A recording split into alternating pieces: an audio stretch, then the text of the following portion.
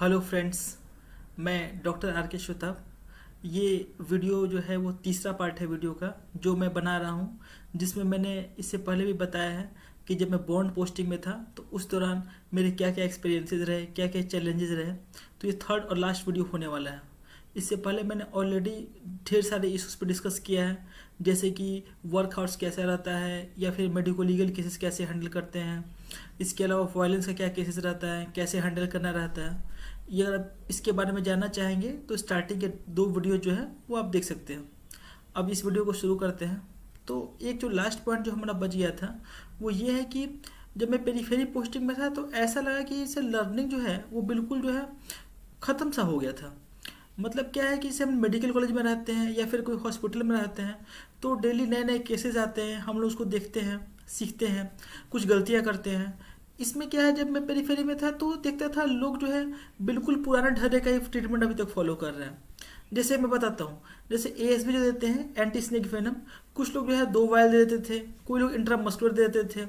इसी तरह बिना मतलब का कुछ लोग स्टेरॉयड देते थे विदाउट कोई, ऐसे ही अलग अलग ट्रीटमेंट जो है लोग दिया करते थे।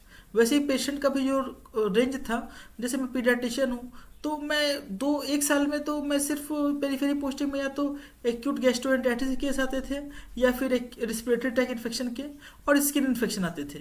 मतलब मैं सच बोलूँ तो मेनिंजाइटिस तो मैंने 1 साल देखा ही नहीं एक भी। इसके अलावा जैसे मान लो कि एक आध तो जीबीएस के सस्पेक्टेड थे जैसे मैंने पहले डिस्कस किया, लेकिन उसके अलावा और कोई सा भी केस जैसे टिपिकल केस, जैसे मान ली टिपिकल या एटिपिकल, जैसे मान लीजिए रूमेटिक हार्ट डिजीज भी नहीं देखा। इसके अलावा जो है आपको हेप्टोस्प्लेनोमेगाली एक अच्छा केस कोई सा नहीं देखा। तो जब मेरा ख़त्म हुआ 1 साल तो मेरे को लगा कि यार मैं तो कुछ सीख ही नहीं रहा हूँ। इनफैक्ट जो मैं सीखा था वो भी धीरे धीरे करके भूलते जा रहा हूँ, क्योंकि केस तो सब कॉमन थे और सिखाने वाला कोई है नहीं। आप ही जो करना है आप ही को करना है। तो ये जो है बड़ा प्रॉब्लम है पेरीफेरी में। मतलब अगर आप कुछ लर्न करना चाहते हो, सीखना चाहते हो, तो एक तरह से आपका ग्रोथ जो है ना वो स्टैग्नेंट हो जाएगा। अब ऐसा नहीं है, मैंने ढेर सारी चीज़ें डिस्कस की हैं, उससे बहुत सी निगेटिव डिस्कस किए हैं, कुछ हल्की फुल्की पॉजिटिव डिस्कस किया है। लेकिन ऐसा नहीं है सब कुछ निगेटिव ही है, बहुत ढेर सारा चीज़ पॉजिटिव है पेरीफेरी में। सबसे पहला और सबसे इम्पोर्टेंट तो ये है कि जैसे हम 3 साल पीजी में रहते हैं तो हम एकदम दिन रात खटते रहते हैं, एक तरह से काम करते रहते हैं। पेरीफेरी में अचानक से इस सबसे ब्रेक मिलता है आपको। एक तरफ समझो कि एक्सटेंडेड हॉलीडे तो नहीं बोलूँगा, पार्शियल हॉलीडे टाइप का मिलता है। साथ ही साथ यहाँ पे आपका इज्जत जो है ज़्यादा रहता है। मतलब आप कोई भी चीज़ बोलोगे तो आपकी बात की वैल्यू रहेगी। मतलब आप कोई बोलोगे ये डिजीज है तो लोग बोलेंगे हाँ डॉक्टर साहब ने बोला है तो सही होगा। इसके अलावा क्या है कि जैसे जो लोग उस एरिया के हैं, जैसे मान लो कोई लड़का है वो जहाँ पे उसका घर है उसी साइड उसका पोस्टिंग हो गया, तो वो 1 साल में क्या होता है कि लोग ठीक ठाक जो है पहचान जाते हैं, नाम कमा लेते हैं। तो अब चाहो तो फिर धीरे धीरे करके वहाँ प्रैक्टिस इस्टेब्लिश करना जो है रिलेटिवली इजी होता है। इसके अलावा एक 2 फायदे और भी हैं। पहला तो है कि आप हेल्थ सिस्टम को देखोगे, क्लोजली ऑब्जर्व करोगे कि मतलब कैसे काम करता है। जैसे मान लो कोविड टाइम ही हुआ, तो कोविड टाइम जैसे मान लीजिए कि इतने पेशेंट तो मेडिकल कॉलेज में आ रहे थे, लेकिन बहुत सारे ऐसे पेशेंट थे जो कि मतलब पेरीफेरी हॉस्पिटल में ट्रीटमेंट पा रहे थे, फिर उसके बाद घर जा रहे थे और ठीक हो जा रहे थे। सोचो अगर मतलब ये पेरीफेरी हॉस्पिटल नहीं होते, यहाँ डॉक्टर नहीं होते, तो मेडिकल कॉलेज पे कितना बर्डन आ जाता। इसके अलावा ये एक लाइफ में एक्सपीरियंस भी है जिसमें आप मतलब जितना आप सीखते हो उससे ज़्यादा, जितना आप मेडिकल नॉलेज से ज़्यादा ये सीखते हो कि कैसे चीज़ों को मैनेज किया जाता है, कैसे कोई चीज़ जो है हैंडल किया जाता है। तो ये सब जो है आपको लाइफ एक्सपीरियंस जो है वो पेरीफेरी पोस्टिंग में मिलता है। अब कुछ और बातें डिस्कस कर लेते हैं। जैसे क्या होता है जब स्टार्टिंग में इंसान का पेरीफेरी पोस्टिंग होता है तो आदमी अंदर से तैयार नहीं होता है, उसका बहुत ही मतलब उसको विरोध करता है, कहता है यार मैं नहीं करूँगा, मैं कैसे करूँगा, मैं भाग जाऊँगा, मैं 2 दिन ड्यूटी करूँगा, बाकी दिन एडजस्ट कर लूँगा।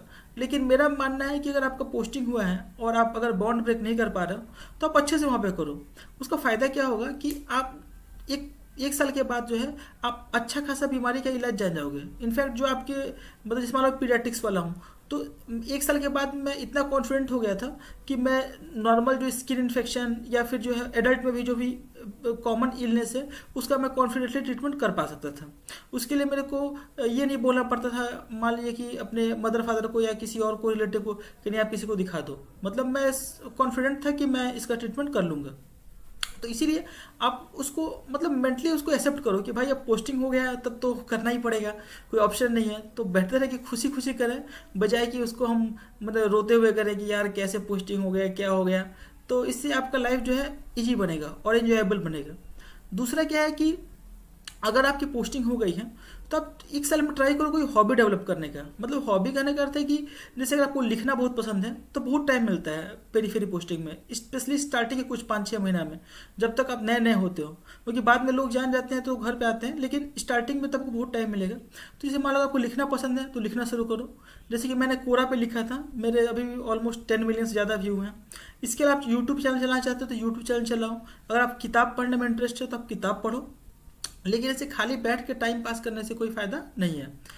तो दूसरा एक काम आप उस टाइम का यूटिलाइजेशन कर सकते हो कि अगर आप डीएम या एमसीएस की प्रिपरेशन कर रहे हो तो एनफ टाइम मिलता है, तो आप स्टार्टिंग जो है वो वहाँ से कर सकते हो। डीएम और एमसीएस का प्रिपरेशन आजकल तो सब ऑनलाइन कोचिंग है, तो आप धीरे धीरे करके करोगे तब जाके जो है आप अगले साल तक मतलब एक अच्छा आपका बेस बन गया रहेगा। इसके अलावा एक दो चीज़ और मैं बोलना चाहूँगा। पहला तो ये है कि जो पेरीफेरी हॉस्पिटल है वहाँ पे आप ट्रीटमेंट कैसा करते हो वो मैटर करता है, लेकिन उतना ज़्यादा मैटर नहीं करता। ये ज़्यादा मैटर करता है कि आप पेशेंट जो है उससे बात कैसे करते हो, उसका काउंसलिंग कैसे करते हो। मतलब मैं देखा हूँ पेरीफेरी में जितने भी लड़ाई झगड़े होते हैं उसे मैक्सिमम कॉज ही होता है। ट्रीटमेंट से ज़्यादा ये रहता है कि उस डॉक्टर ने मेरे को क्यों गाली दे दिया, या उस सिस्टर ने मेरे को क्यों मना कर दिया, या मेरे से क्यों बदतमीजी से बात की। तो आपको ये जो है देखना पड़ेगा, आपको ये मैंने मेक श्योर करना पड़ेगा कि आप थोड़ा ट्रीटमेंट चाहे जो भी हो, लेकिन आप जो है कम से कम उस पेशेंट का जो है बात सुनो, जो उसका काउंसलिंग एटलीस्ट करो कि आप भाई क्या बीमारी है, क्या है, आप जाना चाहते हो बाहर तो बाहर जाओ, ऐसे करके। ठीक है। इसमें कोई डाउट नहीं है कि यार पीजी करने के बाद या एमबीबीएस करने के बाद पेरीफेरी पोस्टिंग करना थोड़ा पोस्टिंग करना एक बहुत ही मतलब आदमी रेडी रहता है। हर इंसान चाहता है या कि वो एमबीबीएस या पीजी करने के बाद जो है लाइफ में आगे बढ़े, लेकिन अब यार पोस्टिंग हो गया है तब तो करना ही पड़ेगा।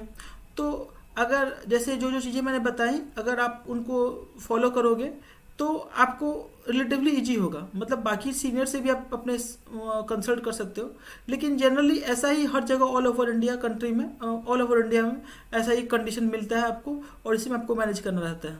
और सच में अगर आप अच्छा से मैनेज कर लोगे तो एक साल बाद जो है आपको एक जीवन का एक अलग तरह का एक्सपीरियंस मिलेगा जो आप कभी नहीं भूलोगे। चलो ठीक है, thank you very much. Next video में कुछ नए टॉपिक पे बात करेंगे।